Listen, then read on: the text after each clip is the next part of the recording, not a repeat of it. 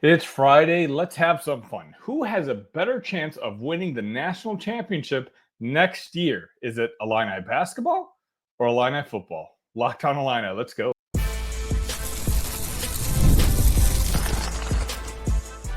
You are Locked On Illini, your daily podcast on the Illinois Fighting Illini. Part of the Locked On Podcast Network, your team every day. Welcome welcome all to another edition of Locked On Illini. Thank you all so much for making us your first listen each and every day. Today's episode is brought to you by Amazon Fire TV Stick 4K. Turn any TV into your Xbox. No console needed.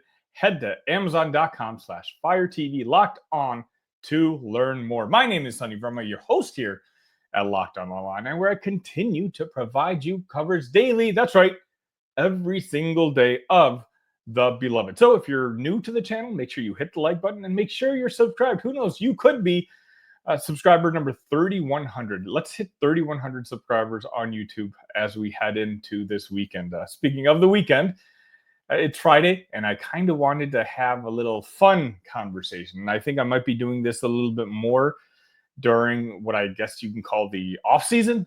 There's obviously no games going on when it comes to the football or basketball side.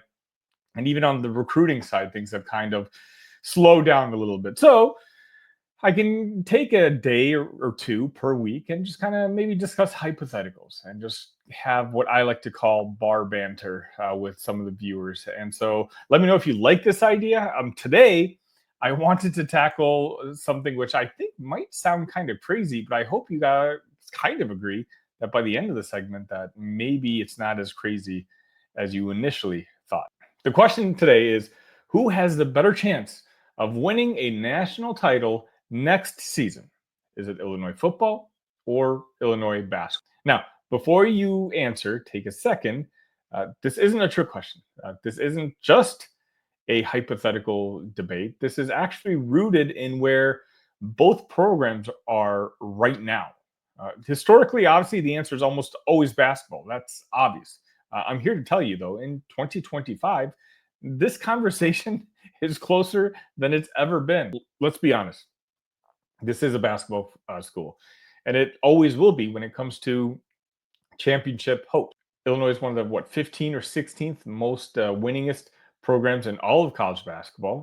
They've had National Player of the Year candidate, and especially recently, they've always been kind of involved in the national spotlight. Meanwhile, football, we've had our moments, but for the most part, when it comes to the history, that's been few and far between. So historically, the odds are always going to favor basketball, but here's where 2025 becomes a little different, because this Illinois football team, it's good. It's returning a ton, and it just might be walking into a landscape where things finally start to open up. Let me start with the floors of both teams and which team has the higher baseline for next year. And this is crazy. This is going to sound absolutely insane, but it might be football. It might sound crazy because when you think about Illinois basketball, they've won 20 plus games for 5 straight seasons. But there's also lots of roster turnover on the hoop side. And football, to me, feels a little bit more stable. This is a team coming off a 10-3 season and a Citrus Bowl victory over South Carolina. And they returned 18 to 22 starters. They've got an experienced senior quarterback in Luke Altmaier, hopefully staying fully healthy.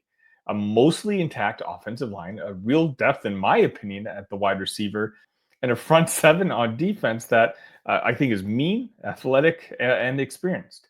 And that just by in itself is a formula for at least 8, maybe 9 wins, and possibly more. And with the expanded 12-team college football playoff, you don't have to be perfect anymore. You just have to be really good and play your best ball in November. I think Bret knows that. I think that's why this team's floor might actually be higher than the basketball team, which is weird for me to even hear myself say out loud. Let's flip it. Let's talk about basketball real quick. Illinois basketball clearly has the higher ceiling. I don't even think that's really necessarily the question. If everything clicks, and that's a big if, this team has Final Four potential, possibly even more than that. Why? Well, let's start with Kylan Boswell, former five-star player who I think is ready for a big senior year in college basketball. You have a returning Tomislav Ivica, who might be one of the two best big men returning in the entire Big Ten Conference. You had Mihajlo Petrovic, who I talked about in yesterday's episode, who I think could be an overlooked potential star in the Big Ten season next year. And you have David Mirkovic, who gives you, I think, toughness. Who knows on the defensive side, but a lot of upside at the power forward spot. And Andrej Stojakovic. Haven't even mentioned him, who I think next season could be a better player than even Kasparis and Will Riley were last year. But the flip side, there is risk here. There's a lot of guys coming from different systems, different leagues, different styles, heck, different countries. And you're betting on chemistry, maturity, and experience overseas translating to high major Big Ten basketball. And if Tommy gets hurt or Kylan Boswell gets hurt, or what if just the fit overall isn't quite right? Or like last year, the shots aren't falling. This team could stumble into Big Ten play and still try to figure itself out in a league with Purdue, UCLA, and Michigan. That can cost you when it comes to seeding very, very fast. So yeah, the high ceiling is certainly there, but Brad Underwood's rolling the dice here a little more than usual. I think football fans have every reason to be excited. Illinois has a lot of real returning production. They're getting national respect. I mean, they're showing up in top 10 in polls. Obviously, they're preseason polls, but regardless, this is Illinois. We're not used to this. They absolutely should start the year ranked. And with the 12-team playoff, they don't have to beat Ohio State in the Big Ten championship to get in. If they finish 10-2 with one of those losses being to a top 5 team, they're in the conversation. Heck, they were in the conversation last year.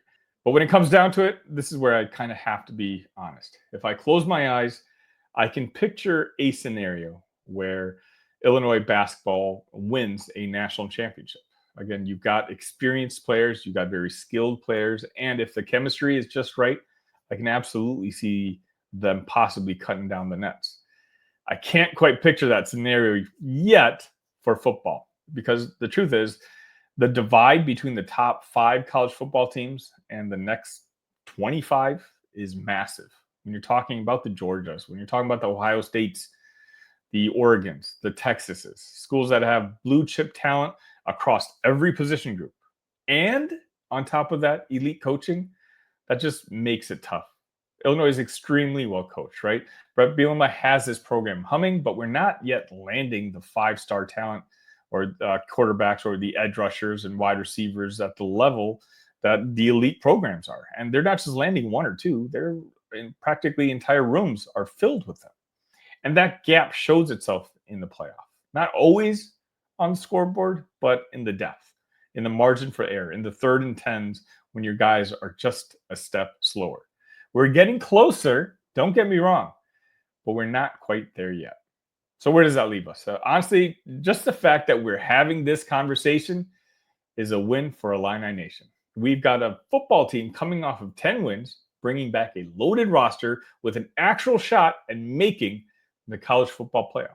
And we've got a basketball team reloaded with high upside talent, ready to take another swing deep into March. This isn't normal, guys. I try to repeat myself, especially to you students who might be watching, or fans who've only been fans for the last 4 or 5 years. This isn't normal for being an Illini fan. This isn't the Ron Zook era. This isn't post-2025 Bruce Weber limbo. This is sustained relevance in both major sports at the same time. So whether you're a lifelong fan or arriving this upcoming fall in Champaign, the only words of advice I have to you is appreciate this, because this is what a real athletic department on the rise looks like. A basketball team with national title aspirations, a football team with playoff goals, and a fan base that finally believes that both are possible. Let's enjoy it. Let me know your guys' thoughts in the comments section. Am I crazy for hyping up Illini football as much as I have been? Again, I'll say this again, hit the like button for Josh Whitman. We're so grateful that that guy is an alum and that he's got these two programs humming right along, making Illinois not just a basketball school or a football school, but an everything school.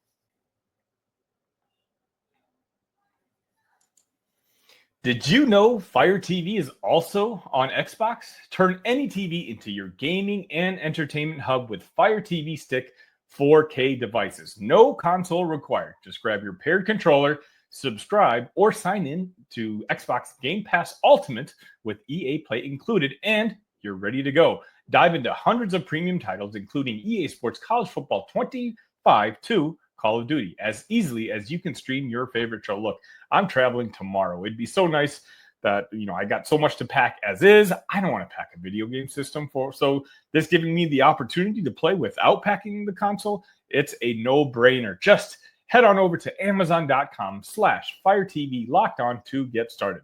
Xbox Game Pass Ultimate subscription and compatible controller required. Available on select devices, including Fire TV Stick 4K 2nd Gen, Fire TV Stick 4K Max 1st and 2nd Gen, and Fire TV Cube 3rd Gen.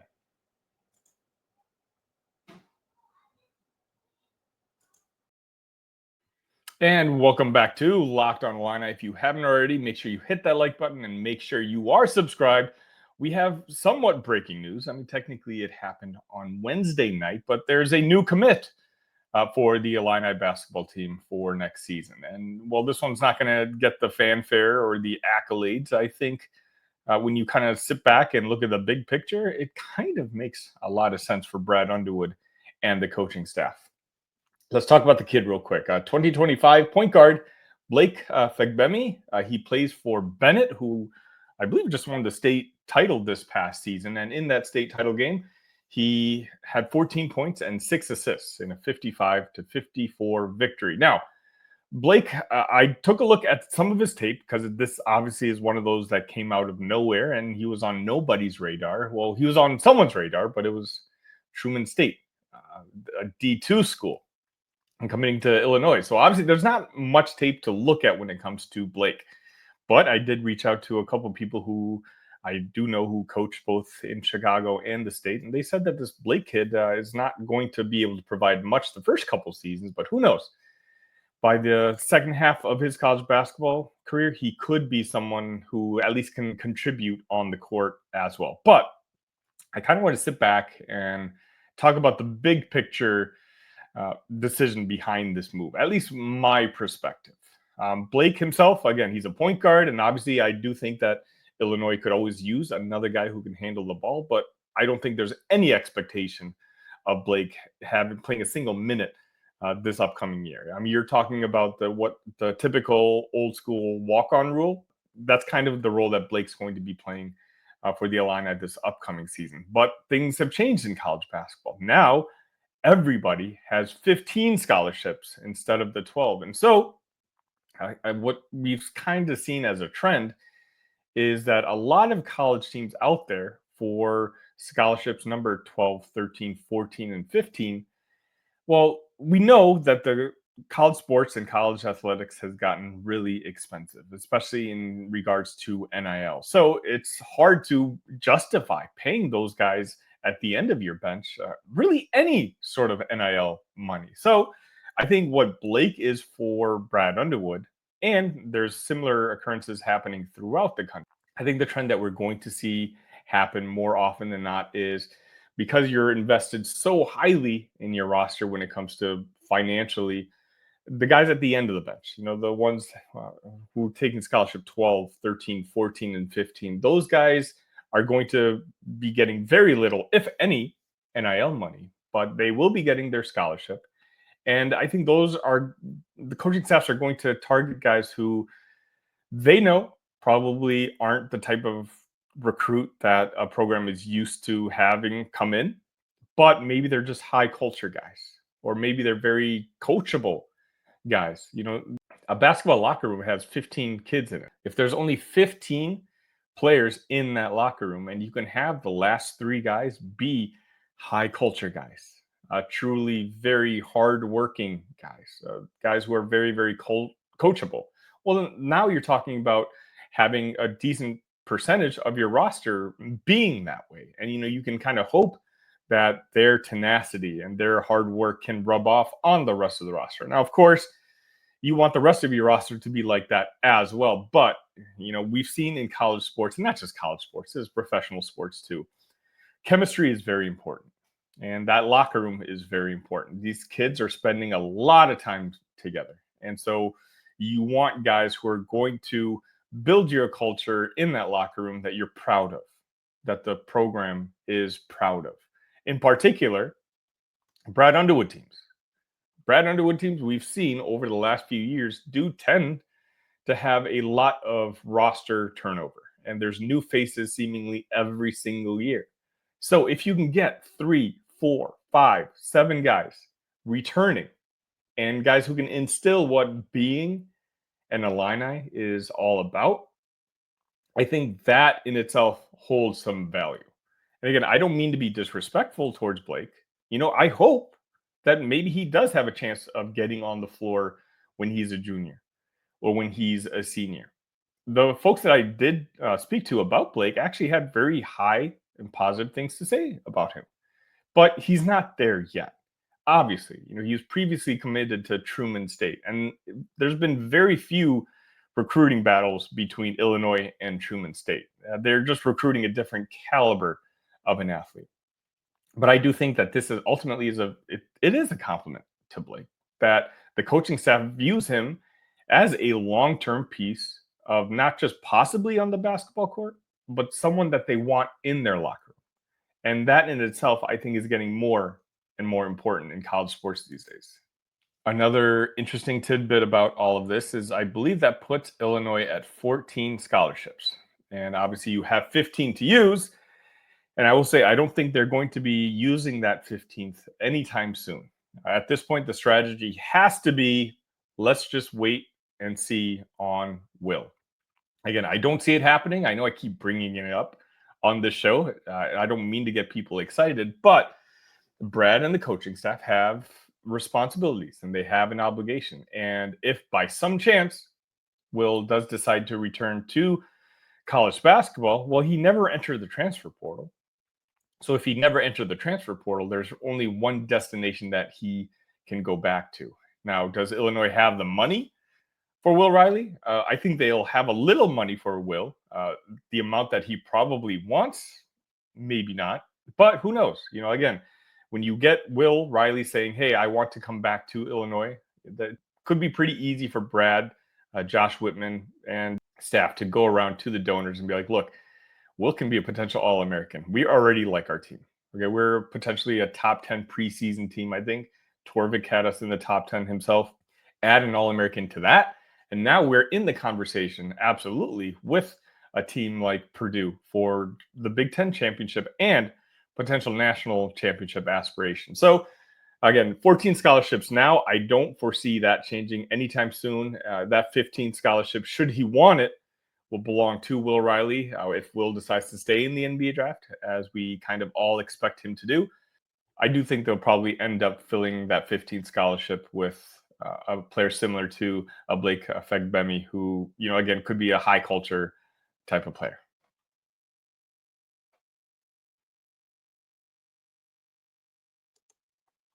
Ever check your bank account and wonder, where did all my money go? Between dining out, online shopping, and entertainment, it's easy to lose track. That's where Monarch Money comes in, your personal CFO, giving you full visibility and control over your finances. Monarch Money isn't just a budgeting app, it's a complete financial command center. You can track all your accounts, investments, and spending in one place. And you can stop just managing your money and start building wealth. Me personally, I'm spending way too much money going out to eat. I got 2 kids. I'm tired. It's easy to go get food from the fast food restaurant. I know I got to keep that in check. And with Monarch Money, instead of juggling multiple apps, you can use Monarch to check your finances, track spending, and even plan long-term goals.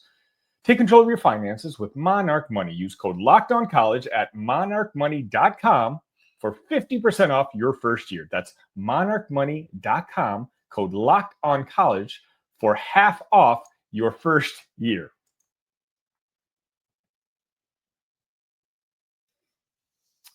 And last but not least, we're going to be talking about a different kind of recruitment, and that's for what's arguably the top target on the Illini board when it comes to football. Now, if you're watching this on YouTube, I just realized now as we enter this third segment that I had spelled his last name wrong.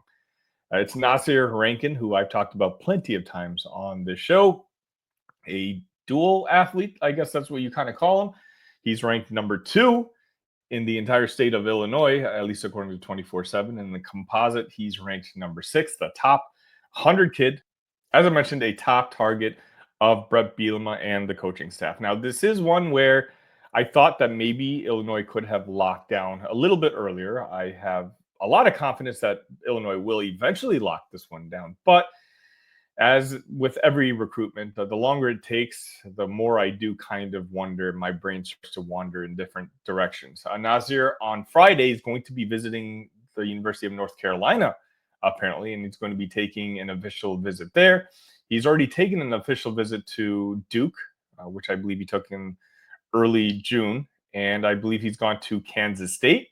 And of course, he visited the University of Illinois on April 4th.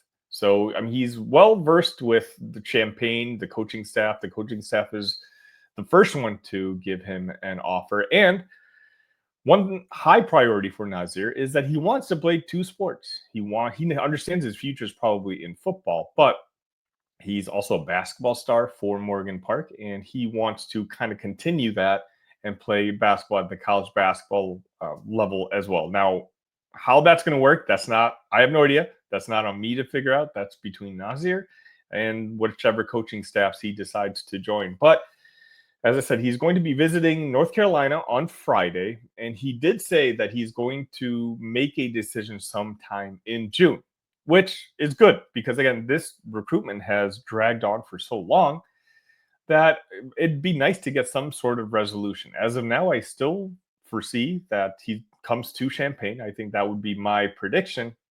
I just think that the Rankins and the family and the supporting staff that he has around him are really enjoying this process of being recruited and talking to different coaching staffs and being wined and dined and going to different campuses. And you know what?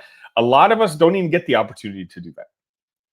A lot of us weren't athletes at 17, 18 years old. So who am I to say that he should not go out and enjoy that experience to the max? But again, ultimately, I do think that I feel pretty positive that he could be coming to Champaign next season, but we don't have anything official yet. But we should find out at some point around June, at least according to him in a new recent interview that he did.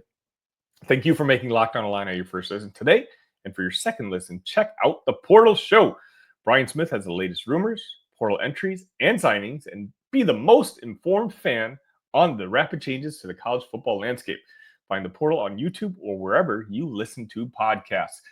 That's going to wrap it up for today. Thank you all so much for joining me. If you haven't already, make sure you hit that like button. And as of this recording, we're at 3,099 subs on YouTube. So that's right, you could be number 4,000 on your way out. Also, again, there's an Illini community, which I think is the biggest one out there, via Discord. The link should be in the description. We've got over 300 Illini fans talking all day, every day. We would love to hear your voice in there as well. If you ever want to reach out to me at talkillini@gmail.com. I'm having conversations with folks each and every day. I hope you all enjoy your weekends. And until next time, ILL, love you guys.